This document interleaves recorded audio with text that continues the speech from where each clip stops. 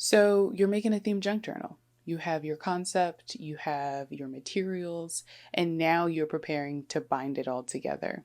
So in this video, I want to share my top tips to help you avoid making the mistakes that I have made over the past 6 years of bookbinding experience. And if you are new to this channel, hello, my name is Bree from 1134 Press, where we share bookmaking, journaling, and papercraft inspiration to help you document your life. And you are watching a series on this channel where I share my journey of creating a junk journal from start to finish. Watch to the end if you'd like to learn the best binding choices for your junk journal projects, so you don't have to chuck another unfinished book into the graveyard of unfinished projects. Let's start with tip number 1.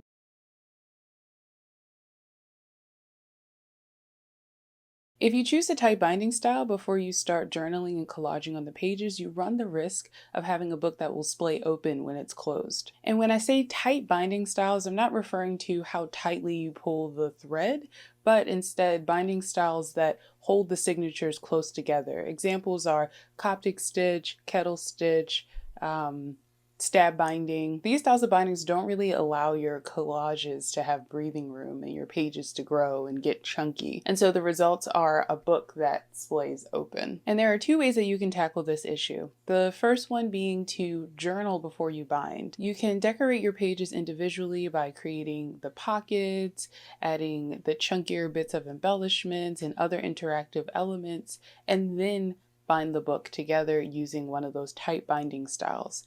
This way, you'll get a more accurate idea of how thick the spine will actually be when you have all of your embellishments on the page. The second option is to bind your journal using a more forgiving stitch. So that would be things like cross stitch, long stitch binding, or pamphlet stitch. These binding styles require space in between each signature, so that will allow for your journal to grow as you collage in it. Of course, you can't always predict how chunky your pages are going to be once you start really working in it, but choosing a more forgiving binding style like the ones that I mentioned before may help with the splaying open. A great example of this is my December daily journal that I did last year. I didn't care because I really wanted the experience of just collaging in a bound book. So although the book doesn't close properly, I still enjoy looking through this project. Oh, and rings are also a good option for binding. My second tip is to decorate the cover before you bind. So my process for making a cover usually starts with a pencil sketch, and then I move on to the materials that I want to use and kind of playing around with it. And in that process, sometimes I'll come up with a new idea that I would like to include on the cover. And there is nothing worse than not being able to execute a artistic vision because you already bound the book. And if you were to follow through on that idea, it could compromise the interior pages. So decorate your covers first before you bind. And speaking of compromise, I can't tell you how many times I've marked up pages with glue or paints that don't belong on those pages.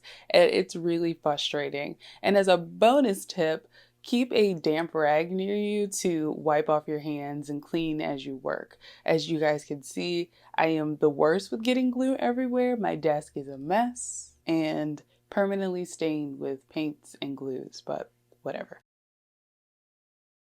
My tip number 3 is to measure exactly or don't measure at all. This tip is really about knowing yourself. If you are an atypical personality type and loves exact, precise measurements and cuts, then I say go for it, lean into it, have exact measurements, measure twice so you don't have to redo the whole thing. But if you're like me, who often forgets numbers, mixes them up, and are constantly measuring things incorrectly, then use a thing that I call vibe tools. So those are basically just like placeholders and guides that I use instead of having to actually break out a ruler. So for instance, I have this skewer. It is about 1/8 of an inch, and I use this in between my boards as I'm gluing my boards onto the fabric or paper that I'm using. It's so much easier to use rather than having to break out my ruler and maybe mismeasure. So get yourself some vibe tools. They're not exact measurements, but because you're using the same item over and over, it does kind of create some symmetry, if that makes sense. And this is probably why I will never learn the metric system, because I need physical items to represent space. Number 4 is to practice first. My mama always told me that I could do anything that I put my mind to, but that doesn't mean that my first attempt will be a success. If you're trying a new binding style or technique, please practice first before you start using your nice expensive materials. For example, I was playing with this idea for a French door cover and used a piece of water paper scrap and newspaper to kind of figure out the best way to cut and fold the paper at the corners, and I did it at a smaller scale than the actual book that I created. It's taken me a long time to bake practice into my creativity. I am a very impulsive creator, so if I have a vision for a project, I want to jump in and just start working towards the final product. But once I've learned how to slow down and do some test runs, I've actually found that the final project benefits from that greatly, and I save myself a lot of time and money. And the time part is a really kind of a counterintuitive thing, because you're taking the time to practice a thing to see it through. But then when it comes time to actually executing the final project, you'll be in a way better place and you're not second guessing yourself or making costly mistakes. So definitely practice your binding techniques or the cover style that you want to do first before jumping to the final project. And my last tip is that if you are frustrated, walk away. I've ruined so many books because I was frustrated with the thread knotting or missing a hole while I was in the middle of finishing the book and then realizing I had to go back and do it again. And then when I came back to it, I just ended up ruining it all.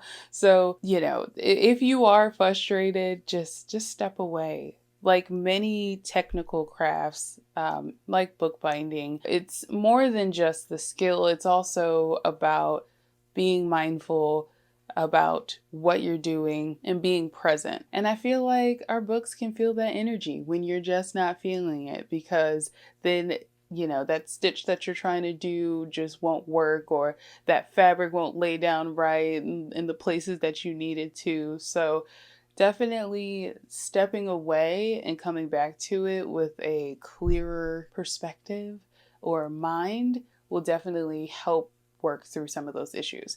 And then also, I found that when I am frustrated when I'm making a book, it's usually one of two reasons. One, there is a knowledge gap. So what I really need to do, instead of trying to force the book to work, is to reread an instruction or try to find another teacher online that can explain the step that I'm missing in a way that I can understand it. Or the second reason is that I'm just trying to rush through it, and through rushing, I'm making mistakes. So you just gotta walk away sometimes. Okay, so what does this mean for our themed projects? If you are following along with this series and are also in the process of planning your themed junk journal, I would say that the first tip that I shared is probably the most helpful in making decisions on what style of binding that you want to do for your journal. Considering how you like your journal experience to be is the first step in that process. So start by asking yourself simple questions like, do you want to journal on loose pages, or do you want to journal in a bound book? After determining what you want your experience to be like, you can now make decisions about aesthetics. Do you want exposed thread, or do you not want exposed thread? And if you want to get really deep into it, use this planning time to experiment with different styles of binding and techniques for covers. Aside from my bookmaking playlist, I also recommend checking out Sea Lemon and Nick the Booksmith. They're both on YouTube, very talented bookmakers. They have a huge catalog of inspiration that you can apply to your projects. I also recommend checking out Danny Barbara's on Instagram. So inspiring. I love her. My favorite bookmaker. And you know, I am a curious person and I find a teacher in everyone and everything.